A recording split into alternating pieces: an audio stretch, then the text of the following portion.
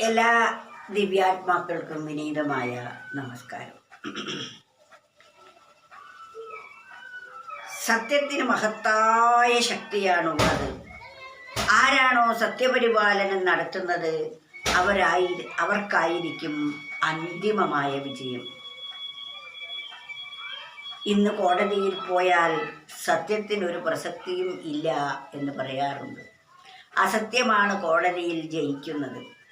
സത്യത്തിന് വിലയില്ലാത്ത സ്ഥലമാണ് കോടതി എന്ന് പ്രത്യക്ഷത്തിൽ ജനങ്ങൾക്ക് അനുഭവമാണ്. എന്നാൽ കോടതിയിലുള്ള വിജയത്തേക്കാൾ കൂടുതൽ വിജയം സത്യത്തിനാണുള്ളത്. ഈ ലോകത്തിൽ നമ്മൾ എന്ത് കാപട്യം കാണിച്ച് ജയിച്ചാലും നമുക്കതിൻ്റേതായ പ്രത്യാഘാതം ഇന്നല്ലെങ്കിൽ നാളെ നമ്മുടെ ജീവിതത്തിൽ വന്നു ചേരുക തന്നെ ചെയ്യും. എന്നാൽ സത്യം പരിപാലിക്കുന്ന ഒരാൾ, സത്യത്തിനായിക്കൊണ്ട് ജീവിതത്തെ സമർപ്പിച്ച ഒരാൾക്കായിരിക്കും ജീവിതത്തിൽ അന്തിമമായ വിജയം. അതിനാൽ ഒരു കവി പറയുന്നതൊന്ന് കേൾക്കൂ. സത്യം സ്വയം ശ്വസിക്കുന്നു, സത്യഹീനൻ നശിക്കുന്നു. സത്യത്തിനായിക്കൊണ്ട് ജീവിപ്പവൻ സ്വയം മൃത്യുലോകം ജയിക്കുന്നു.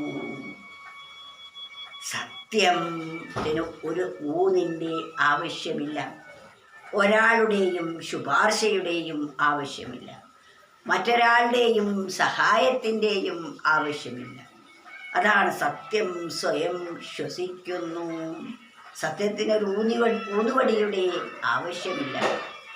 സത്യഹീനൻ സ്വയം നശിക്കുന്നു. സത്യഹീനനായ ഒരു വ്യക്തിക്ക് നാശം മാത്രമേ ഉണ്ടാവുകയുള്ളൂ. സത്യം സ്വയം ശ്വസിക്കുന്നു, സത്യഹീനൻ നശിക്കുന്നു. സത്യം വിട്ട ഒരാൾക്ക് ഇവിടെ എന്താണ് നേടാനുള്ളത്? അവർക്ക് നാശം മാത്രമായിരിക്കും അന്തിമമായ ഫലം. സത്യത്തിനായിക്കൊണ്ട് ജീവിപ്പവൻ, സത്യത്തിന് വേണ്ടി മാത്രം ജീവിക്കുന്ന ഒരാൾ മരണത്തെപ്പോലും ജയിക്കുന്നു എന്ന് പറഞ്ഞാൽ അയാൾ മരിക്കാതിരിക്കും എന്നല്ല അതിൻ്റെ അർത്ഥം. മരിച്ചാലും അയാളുടെ യശസ്സിന് ഒരു കോട്ടവും ഉണ്ടാവുകയില്ല. ലോകം എന്നും അങ്ങനെയുള്ള സത്യശീലന്മാരെ, സത്യസന്ധന്മാരെ ഓർമ്മിക്കപ്പെടുന്നു. ഇന്നും എത്രയോ മഹാത്മാക്കൾ സത്യത്തിന് വേണ്ടി സ്വയം നശിച്ചവരുണ്ട്. അവർ നശിക്കുകയല്ല ചെയ്തത്, ഇന്നും അവർ ഉയർത്തെഴുന്നേറ്റുകൊണ്ടേ ഇരിക്കുന്നു.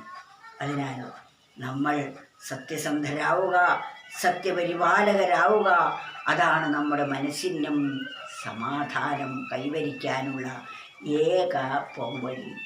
എത്ര വലിയ സ്ഥാനമാനങ്ങളും നിലയും വിലയും അഭിമാനവും നാട്ടുകാരുടെ പ്രശംസയും എല്ലാം കിട്ടിയാലും അത് അസത്യത്തിൻ്റെ പേരിലാണ് കിട്ടുന്നതെങ്കിൽ തൻ്റെ മനസാക്ഷി എന്നും അയാളെ കുത്തി നോവിച്ചുകൊണ്ടിരിക്കും. എന്നാൽ ആരുടെയും ശുപാർശയില്ലെങ്കിലും സത്യസന്ധനായ ഒരാളെ സമാധാനത്തോടുകൂടി സന്തുഷ്ടിയോടുകൂടി ജീവിക്കുന്നു, അനശ്വരരായി ഭവിക്കുന്നു.